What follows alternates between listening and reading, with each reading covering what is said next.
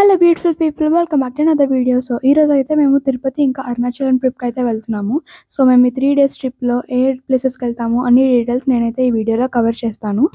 So తిరుపతికి వెళ్ళడానికి అయితే మేము ఫస్ట్ అయితే వందే భారత్ ట్రైన్స్ చూసాము. అది 2:30కి తిరుపతికి రీచ్ అవుతుంది. సో మేము తత్కాల్ చేసుకొని 7 Hills అని ఒక స్పెషల్ ట్రైన్ని బుక్ చేసుకున్నాము. ఇది స్పెషల్ ట్రైన్ కాబట్టి మాకు ఒక 1 hour లేట్ అయితే అయింది. మేము 6కి ఎక్కాల్సింది కాస్త 7కి అయితే ట్రైన్ ఎక్కాము. అండ్ మార్నింగ్ 7:30 కల్లా తిరుపతి రీచ్ అయిపోయాము. తిరుపతిలో విష్ణు నివాసం, శ్రీనివాసం, భూదేవి కాంప్లెక్స్ దగ్గర SST టోకెన్స్ ఇస్తుంటారు. మేము ట్రైన్ దిగగానే విష్ణు నివాసం మాకు దగ్గరగా ఉంది కాబట్టి మేమైతే ఫస్ట్ అక్కడికి వెళ్ళిపోయాము. ముందు మా లగేజ్ని లాకర్స్లో పెట్టిద్దాం అనుకున్నాం, కానీ అక్కడ చాలా క్యూ ఉండడం వల్ల తొందరగా కిందకి వచ్చి మా లగేజ్తోనే SST టోకెన్స్ లైన్లో జాయిన్ అయిపోయాము. మేమైతే 8 కల్లా క్యూ లైన్లోకి జాయిన్ అయిపోయాము. జనరల్గా 12:30 కల్లా గేట్స్ అన్ని ఓపెన్ చేస్తారంట, కానీ మేము వెళ్ళింది సాటర్డే, అది కూడా వీకెండ్, ఇంకా క్రౌడ్ ఎక్కువ ఉండడం వల్ల 9కి గేట్స్ ఓపెన్ చేసేసారు. అండ్ మాకైతే 11 o'clockకి టోకెన్స్ దొరికేసాయి. సో మేము వెంటనే అక్కడ దగ్గరలో టిఫిన్ తినేసి కొండపైకి అయితే స్టార్ట్ అయిపోయామన్నమాట జీప్ పైన. ఇక్కడ కొండెక్కే ముందు చెకింగ్ దగ్గర చూసారు కదా ఎంత క్రౌడ్ ఉందో.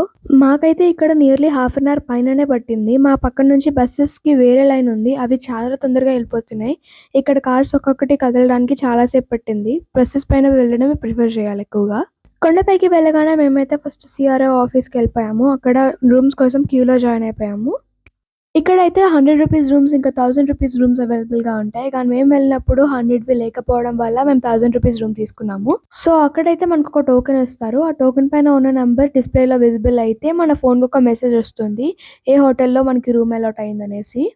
మాకైతే పాంచజన్యం హోటల్లో రూమ్ అయితే వచ్చిందనమాట. సో ఇదనమాట మా 1000 రూపీస్ రూమ్. 3 beds వచ్చాయి, 2 fans, ఇంకా చాలా స్పేషియస్గా క్లీన్గా ఉంది. మేమైతే ఆఫ్టర్నూన్ అంతా మా రూమ్లో రెస్ట్ తీసుకొని నెక్స్ట్ రోజు మా దర్శనం కాబట్టి ఈవినింగ్ అలా సరదాగా షాపింగ్ చేసుకుంటూ మెయిన్ టెంపుల్కి అయితే వెళ్ళిపోయాము. వెంకటేశ్వర స్వామిని దర్శనం చేసుకోక ముందు వరాహస్వామిని దర్శనం చేసుకోవాలి కదా. మేము వరాహస్వామిని దర్శనం చేసుకుందామంటే అక్కడ చాలా క్యూ ఉంది. సో మేము ఫస్ట్ వెంగబామ ఫ్రీ భోజనాల దగ్గరికి వెళ్ళి మా డిన్నర్ చేసేసాము. మేము డిన్నర్ చేసేసిన తర్వాత వరాహస్వామి దర్శనం చేసుకోవడానికి వెళ్ళినప్పుడు అక్కడ ముందు చూసిన దానికంటే క్యూ అయితే తక్కువగానే ఉందనేసి తొందరగా మేమైతే దర్శనం చేసేసుకున్నాము. ఆ రోజు సాటర్డే వీకెండ్ అవ్వడం వల్ల చాలా క్యూ అయితే ఉంది, కానీ ఆ రోజు రాత్రి అయితే గుడిలో చాలా ప్రశాంతంగా అనిపించింది. ఎంతసేపు అయినా ఉండాలని అనిపిస్తూ ఉండింది. అలా కొద్దిసేపు గుడిలో అయితే ఉండి 11 కల్లా మా రూమ్కి తిరిగి వెళ్ళిపోయాము. సో ఇలా అయితే మేము తిరుపతిలో మా డే 1 అయితే కంప్లీట్ చేసేసాము. తిరుపతిలో డే 2 అయితే మాకు 11 o'clockకి దర్శనం అయినా 8 o'clockకి క్యూలో జాయిన్ అయితే ఏం అవ్వదన్నారు. సో మేము early morning first fresh up అయిపోయి టిఫిన్ అయితే చేసేసాము. మా దర్శనం అయితే ఒక 6 hours లోపల అయిపోయింది. దర్శనంలో ఫోన్స్ అలౌడ్ కాదు కాబట్టి నేనేం క్లిప్స్ చూపించలేకపోయాను.